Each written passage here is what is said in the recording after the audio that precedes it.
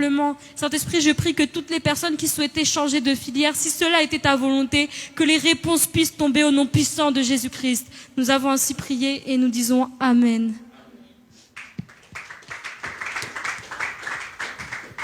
Amen.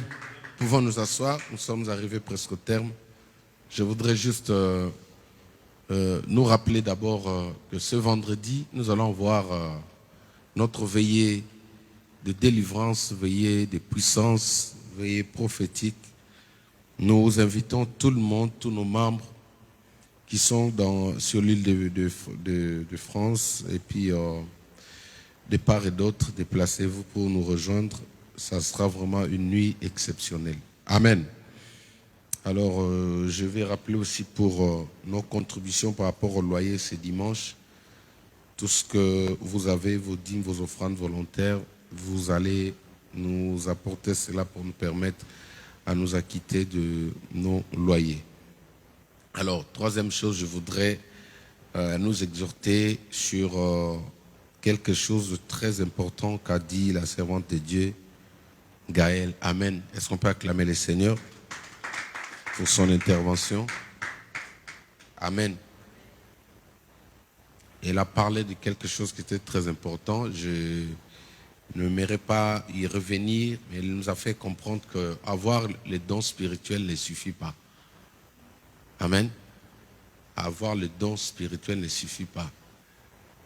Balaam avait les dons de prophétie, il pouvait voir, mais c'était quelqu'un que Dieu avait rejeté.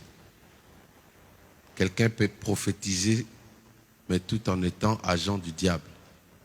Dans Luc chapitre 16, il y a une femme qui prophétisait.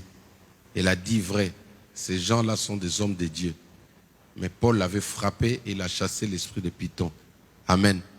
Donc ne soyez pas vraiment emballés à cela. Les dons sont très importants, nous avons besoin de ça. Mais ce n'est pas forcément ça qui certifie que vous êtes enfant de Dieu. Mais c'est le caractère de Christ qui fait l'identité d'un enfant de Dieu. Amen. Je crois qu'elle va continuer avec cette exhortation. J'ai beaucoup aimé ça. Je ne veux pas commenter beaucoup. Prochainement, il va revenir sur ça. Mais qu'est-ce que je voudrais dire à l'église? Je voudrais vous parler sur la constance. Juste 5 minutes. Dis avec moi la constance. Dis avec moi la constance. Qui comprend mieux le français peut nous définir la constance, c'est quoi? Rapidement. La constance. La constance. Si on dit qu'il est constant.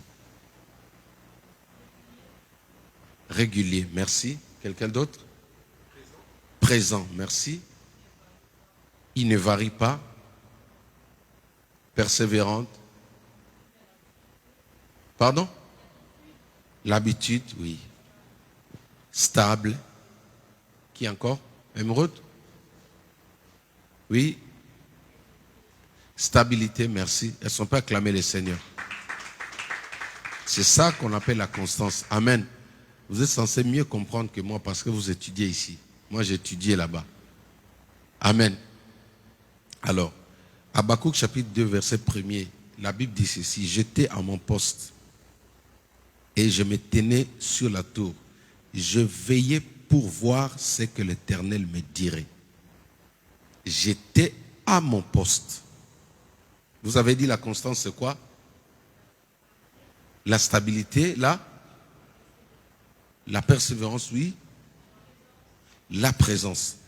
Il dit, j'étais à mon poste. Je me tenais sur la tour, je veillais pour voir ce que l'Éternel me dirait.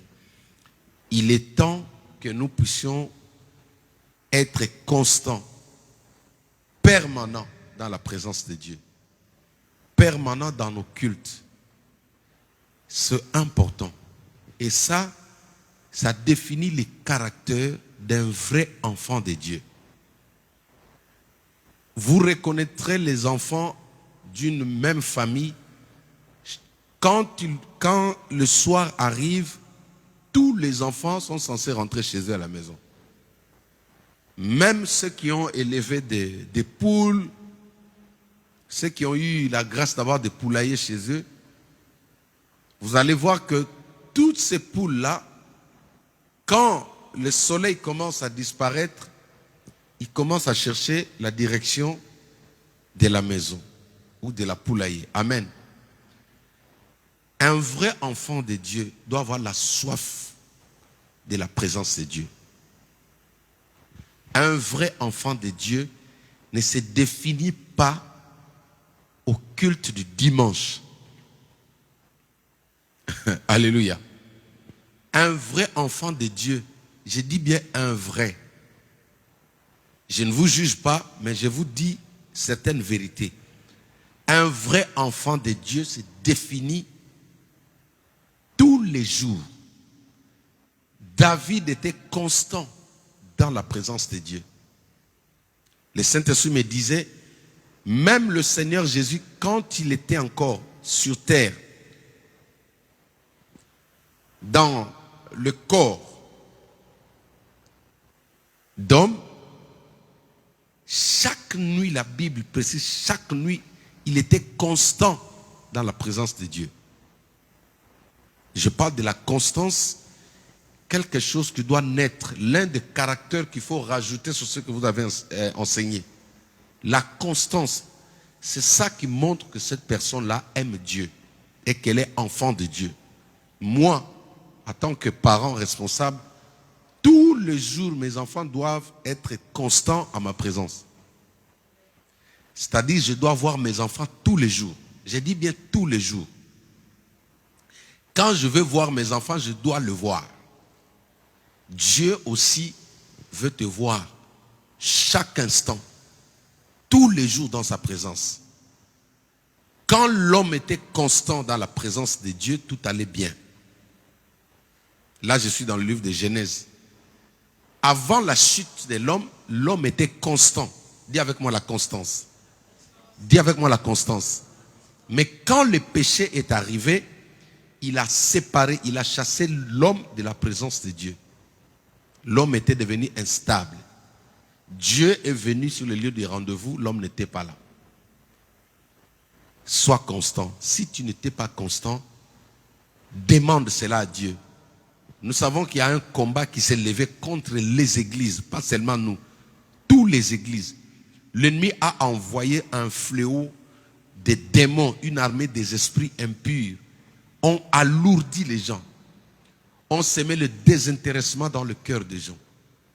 Hier, je parlais avec l'une de mes filles, elle m'a dit, papa, quand c'est l'heure du culte, je sens un désintéressement.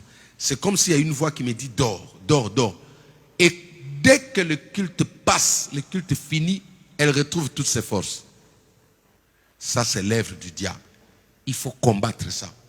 Un enfant de Dieu doit être comme Habakkuk. Habakkuk est l'éthique de l'église. L'église doit être constante. Dis avec moi la constance. Tu dois être constant dans la présence de Dieu. Amen. Comment? Dans la prière, dans la méditation, même dans les offrandes, il faut être constant dans les sacrifices. Amen.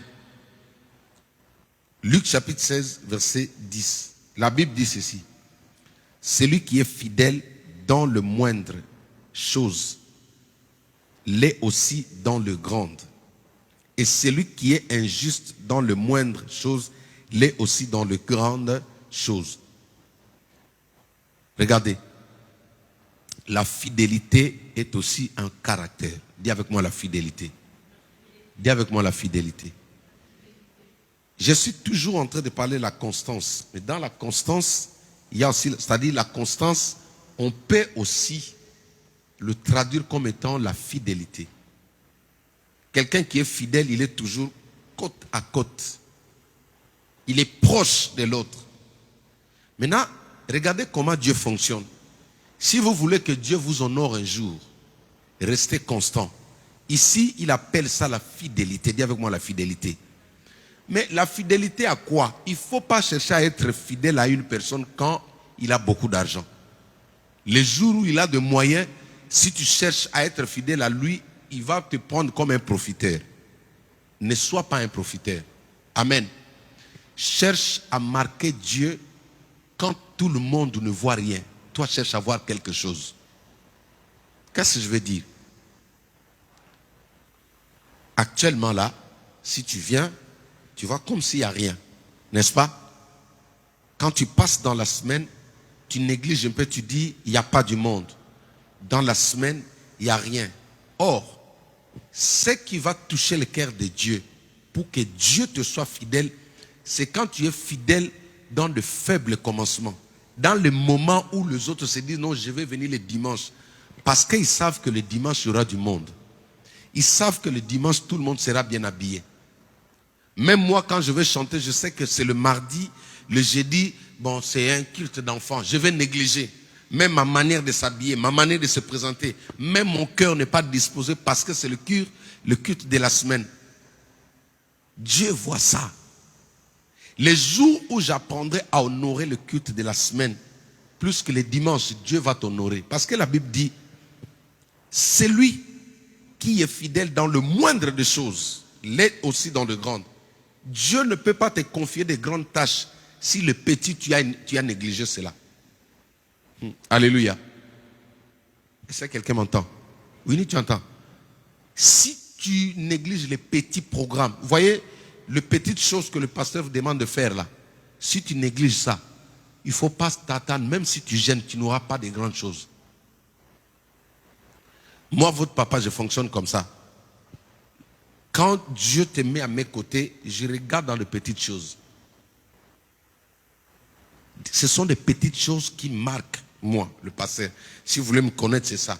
Ce n'est pas les dimanches. Tout ce que tu fais le dimanche, je sais que le dimanche, c'est Bercy. La chair peut passer par là. Parce qu'on sait que le dimanche, mais c'est dans la semaine. Un vrai serviteur, un vrai envoyé de Dieu, tu le verras, il restera constant à Dieu, même quand il est seul. Il sera fidèle à Christ. Il sera fidèle à Dieu. Ne sois pas fidèle parce que tu sens qu'il y aura beaucoup de gens. Amen. Alléluia. Dieu m'a beaucoup enseigné. J'ai aujourd'hui une portion de la maturité. Je commence à comprendre. Dieu est facile. C'est l'homme qui le rend difficile. Si tu veux aller loin avec Dieu, commence à respecter les petites choses. N'attends pas les jours où on va dire Papa Talingano sera là. Et toi tu viens à 8 heures. Tu prends la première chose, tu n'auras rien. Parce que Dieu sait que ce que tu as fait là, tu veux que Papa Talingano te voie. Lui, il ne peut pas changer ta vie. Papa Talingano ne peut pas changer ta vie. Celui qui transforme la vie est ici, il est invisible. C'est celui que Papa Talingano sert. Donc ça c'est juste pour vous exhorter, vous qui n'aimez pas venir prier dans la semaine. Que Dieu vous bénisse pour tout ce qui est là. Est-ce que vous pouvez acclamer d'abord pour vous-même? Alléluia. Vous avez le caractère de Christ. C'est ça qu'on appelle la constance. Moi, tout ce qu'on peut faire le dimanche, ça ne m'impressionne pas. Je vois ton cœur quand il n'y a rien. Je vois ton cœur quand il n'y a personne dans la salle, mais toi tu es là. Alléluia. Quand les gens ne viennent pas, toi tu viens. Je vous ai parlé, laissez-moi vous parler un peu. Je vous ai parlé de ma fille Jana. Vous savez, lors qu'on a eu le problème avec le Covid, le Covid, tout le monde était chez lui. La servante de Dieu, Jana, prenait le risque. À son âge, elle quittait chez elle. Alors qu'il y avait le couvre-feu, une fois ses parents l'ont interdit de sortir, elle a fait un deuil là-bas à la maison. Sa maman m'a appelé, elle a dit, venez chercher votre enfant. Elle voulait être constante dans la présence de Dieu.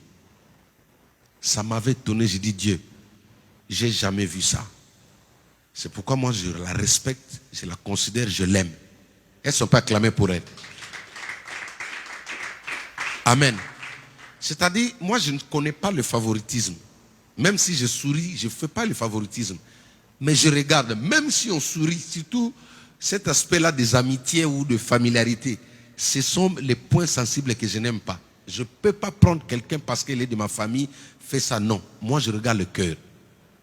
Parce que moi je rendrai compte sur ce que nous sommes en train de faire ici.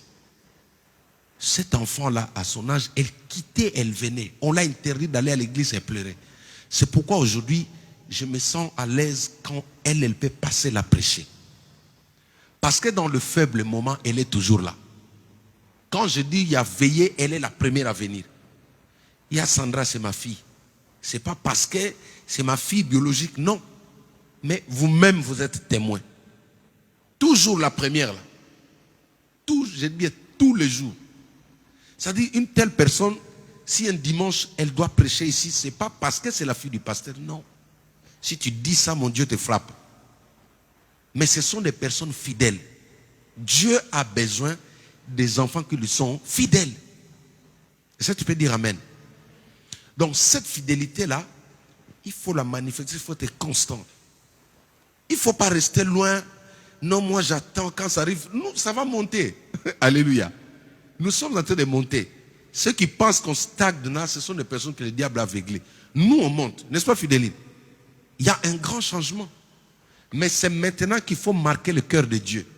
Pour que quand ça deviendra grand, tu as un bureau comme Winnie là. On dit non, là-bas c'est le local technique. La directrice, il faut passer par là. C'est maintenant là qu'il faut marquer le cœur de Dieu. La plupart des ministres qui travaillent avec Macron, ce sont des personnes qui ont souffert avec lui. Est-ce que tu comprends? Quand il faisait la campagne, ce sont ces personnes-là que l'on prend. On ne prend pas parce que tu pries beaucoup. Non. Quelqu'un qui réfléchit comme ça, il n'a pas encore compris le fonctionnement de Dieu. Dieu te promet, mais il te fait passer à côté d'un homme. Si tu ne te soumets pas, tout ce que tu as besoin, Dieu a déposé ça entre les mains d'une personne. Est-ce que vous comprenez la logique? Je suis ce que je suis parce que j'étais fidèle. Je suis resté au pied d'un homme, d'un pasteur qui était dur vis-à-vis de moi. Mais jusqu'à ce qu'il a prié pour moi, je suis devenu ce que je suis. La prophétie, la promesse ne suffit pas. Hein. Le fait de te dire que tu seras grand ne suffit pas. Dieu va te faire passer à l'école. Tu dois être formé. Amen. Ça, c'était une exhortation des pères pour vous encourager. Venez même quand le pasteur n'est pas là. Le pasteur est absent, mais Jésus est présent. Le pasteur est absent, mais le Saint-Esprit est là. Jésus a dit, je suis avec vous tous les jours, il a dit au présent. Je t'explique, la constance, c'est l'un des secrets qui bénit. Moi, je viens à l'église pas parce que je suis pasteur, non. Je viens parce que j'aime Dieu. Parce que la présence de Dieu, c'est là où je tire ma force. Amen. Donc, je vous encourage, demain, c'est jeudi, nous allons nous retrouver. L'église sera en prière pendant un long moment. Amen, sublime. L'église sera en prière pendant un long moment. Nous voulons prier. Parce qu'il y a des batailles. Dieu nous a donné des promesses. Mais ce qui est à toi là, pour arriver là-bas, tu dois passer quelque part. Tu as la promesse pour le mariage, mais tu dois te préparer. Tu as la promesse pour la grandeur. Tu as la promesse pour voyager. Tu dois passer à l'ambassade. Tu dois introduire les dossiers. Et l'ambassadeur doit valider. Malgré que c'est Dieu qui t'a dit que tu vas voyager. Ne restez pas dans l'enfantillage. Dieu m'avait dit. Et tu restes à la maison. Le temps va passer. Il va prendre quelqu'un d'autre. Comprenez le fonctionnement de Dieu. À bon entendeur. À bon entendeur. Tenons-nous debout, je vais prier. Restez constant. Quand tu veux venir à l'église, ne demande pas ton ami s'il sera là. Quitte chez toi, viens seul. Alléluia. Viens seul. Tu viens, ton ami va venir. Mais ne dépends pas des gens. Sinon, tu risques de tomber dans le piège de l'ennemi. Père, au nom de Jésus-Christ, merci pour tout ce que tu nous enseignais au travers de ta servante. Merci pour tes servantes qui ont travaillé cet après-midi pour nous amener dans ta présence. Je te prie, Père, donne-nous la nature de Christ. Fais de nous des hommes et des femmes fidèles. Dans des moments où le monde ne voit rien, enseigne-nous à voir et à te suivre, Jésus. Saint-Esprit, donne-nous la force spirituelle de t'aimer, de te suivre, d'être comme toi. Donne-nous les ailes de te suivre, d'être obéissant à ta parole. Père, tout ce que l'ennemi avait sémé comme lourdeur dans le cœur de tes enfants, des intéressements, nous les détruisons au nom de Jésus. Je bénis le chemin de retour. Que tout un chacun, en sortant d'ici, parte avec des bénédictions sur sa vie. Soyez remplis du Saint-Esprit. Que le Saint-Esprit vous accorde la nature, le caractère du Christ. Et qu'il vous accorde les dons spirituels. Vous voyez là où tout le monde ne voit pas. Comprenez là où les autres ne comprennent pas. Réussissez là où les autres ont échoué. Au nom puissant de Jésus-Christ. Père, bénis encore cette église. Bénis les pasteurs, bénis sa femme, ses enfants. Bénis tous les serviteurs et les servantes, Père. Et nous prions pour la soirée de demain, Père. Que ta grâce soit encore notre partage. Au nom de Jésus-Christ, nous avons ainsi prié. Amen. Acclamons le Seigneur. Ciao, ciao.